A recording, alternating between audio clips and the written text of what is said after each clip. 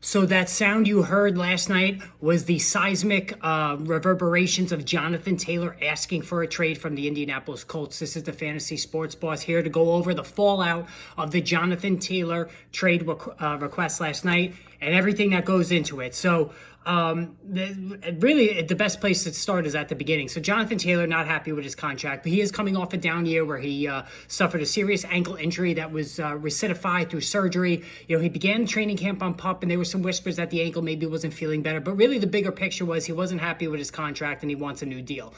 Jim Irsay, who has never met a microphone that he didn't fall in love with, basically said no, and then went on to really kind of indirectly trash the running back fraternity, talking about the CBA that was agreed upon, and that now, after the fact, the position shouldn't try to alternate or rather influence the agreed upon deal.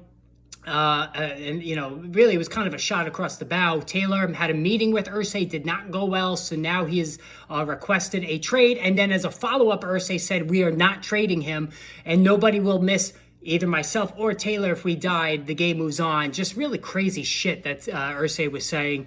I listen, the guy is a loon, there's no doubt about it, but he is the owner of the team, and the buck stops there in terms of if he doesn't want to trade Taylor, he's not going to trade Taylor. And really, there's not a lot of leverage there for Jonathan Taylor. He's a high mileage back, going back to his college days, coming off an injury-plagued season where the numbers took a major nosedive from the year prior when he was arguably the MVP of the league.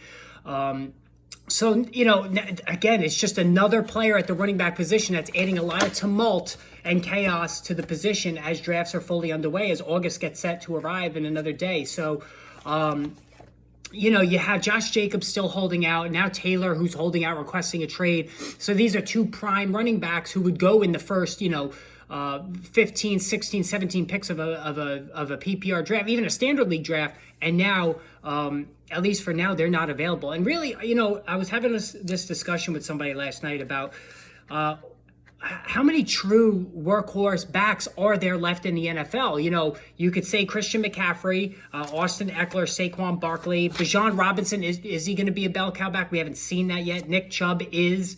Josh Jacobs is. So is Derrick Henry.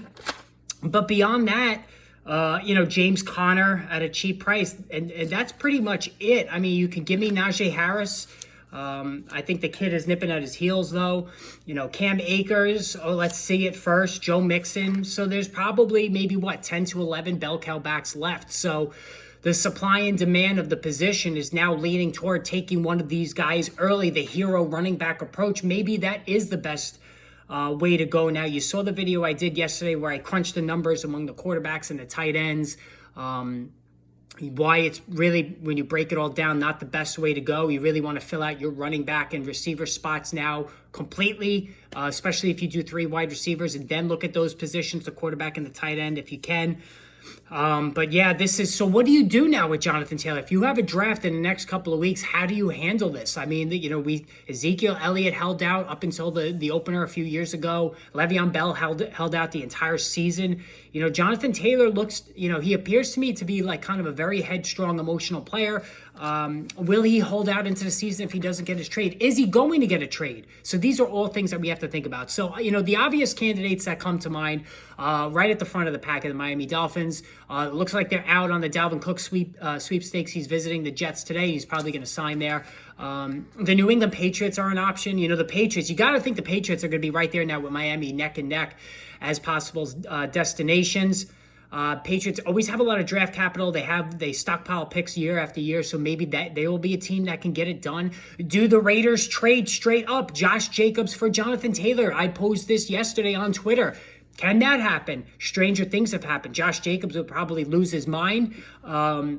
But, maybe Josh McDaniels likes Jonathan Taylor better and is willing to give him a contract. But that's the thing, too. These teams are not giving second contracts to these running backs. So Jonathan Taylor can request a trade all he wants. All he has to do is look at Saquon Barkley. Barkley basically crawled back to the Giants. He rejected multiple multiple deals, had to crawl back to the Giants with his hands held out, signing that franchise tag tender, and then really just getting a goodwill $1 million added onto that. So, the one dark horse team that we have to be careful about is Dallas. So Dallas Jerry Jones has never met a star player that he wasn't infatuated with. So this is a potential problem for Tony Pollard.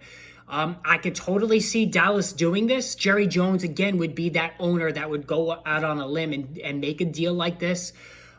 He loves big names. He loves stars, America's team. So I can totally see this happening. Then Tony Pollard becomes a low-end 1 in PPR and a firm 2 in standard because Jonathan Taylor undoubtedly would take the goal line carries. And that offense would be scary with CeeDee Lamb, Brandon Cooks, Tony Pollard, Michael Gallup, and Jonathan Taylor with Dak Prescott. Holy shit, the Eagles better quake in their boots because that Dallas offense will be a force to be reckoned with. But they have to deal with Zach Martin and take care of Zach Martin, who's unhappy with his contract. So Dallas has some of their own problems that they have to work out. Does New England pause now on the Ezekiel Elliott thing? They had him in for a workout yesterday. No offer made yet. Leonard Fournette's still out there. Kareem Hunt is still out there. So, man, I mean, if this isn't reason enough to have your draft that week before the season starts, I don't know what is. But this is a problem. This really is. I never thought that it would be this crazy this early in the season. Then you add in the Joe Burrow issue with his calf. That impacts, Jamar Chase right at the top of the draft. I mean, damn, this is crazy. So, I don't know. And right now, Jonathan Taylor is right on that round 1, round 2 swing. Pick 12, 13, 14, 15. That's where he's been going. And now that's going to drop. And here's the thing, too. If your draft is here, what do? Do you swing for the fences? If he drops to the 3rd round, it might be a gamble worth doing. So, but if he holds out into the season, you're screwed. So, I mean, for me, you all know how I feel about Jonathan Taylor. I've been out on him from day one. For all those reasons, I'm not going to reiterate again. Just go back and watch any video I've discussed him. So, by the way, if you're new to the channel, hit that subscribe button. We got a lot of good stuff coming up over the next couple of weeks into the season. Instant injury updates, of course, throughout the games on Sunday. So, like I said, a lot of good stuff coming for you. I've told you guys how I drew the number 2 spot in one of my leagues. It's a 10-team PPR league. That's an interesting spot for me because if Burrow is not healthy by the time this draft takes place in late August, then I'm probably going to have to go Christian McCaffrey, forced to go Christian McCaffrey. You're saying to yourself, force. Well, again, you all know how I feel about taking running backs in round 1. It did not work out for me last year when I went against my own advice and took Jonathan Taylor with the top pick of a league that I actually won. Because of Travis Kelce, nothing, not through Jonathan Taylor. So that's how I'm looking at that situation. If the guy in front of me takes Justin Jefferson, then I'm gonna have to go CMC. All right, I do like him more than Austin Eckler. I could always try to trade down. We do trade spots in this draft before the league, but I don't know if anybody's gonna want to trade up into that spot if what's his name is compromised, Joe Burrow. So, but anyway, so this Jonathan Taylor thing is just ugly. We're going to have to see what happens here. Stay tuned, guys. Hit that subscribe button. More videos on the way.